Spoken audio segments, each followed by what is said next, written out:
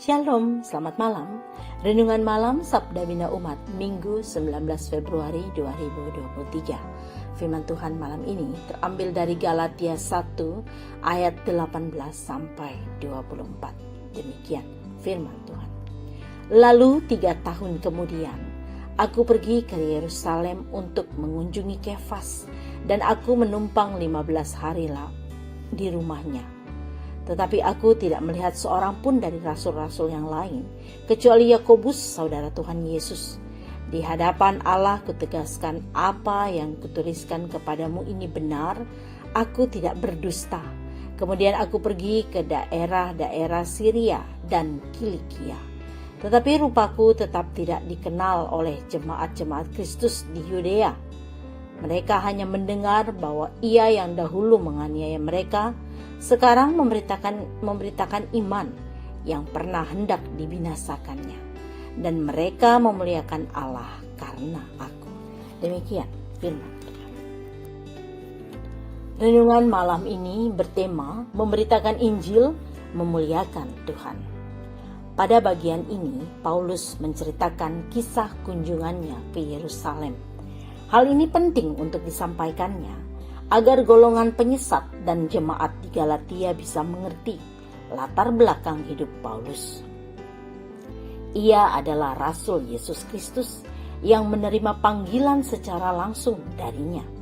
Jika ia terpanggil memberitakan Injil, maka itu adalah inisiatif dari Allah sendiri, bukan dari para rasul di Yerusalem. Buktinya jelas, Paulus tidak diutus para rasul di Yerusalem. Setelah 3 tahun memberitakan Injil di tanah Arab dan Damsyik, Paulus memang tinggal di rumah Kefas atau Petrus selama 15 hari. Tetapi yang ia jumpai hanyalah Rasul Yakobus, saudara Tuhan Yesus. Lalu Paulus merasa tidak wajib mengajarkan hukum Taurat, meski jemaat Yerusalem umumnya adalah orang Kristen Yahudi yang mengikuti hukum Taurat. Bagi Paulus, Injil yang ia beritakan bersumber pada Kristus Tuhan. Lalu Paulus berpikir bahwa pemberitaan Injil bagi bangsa non-Yahudi adalah jalan hidupnya. Itu alasan ia menegaskan bahwa kisahnya itu benar dan dia tidak berdusta. Ia pun melanjutkan pemberitaan Injil ke Syria dan Kilikia, bahkan ke Yudea.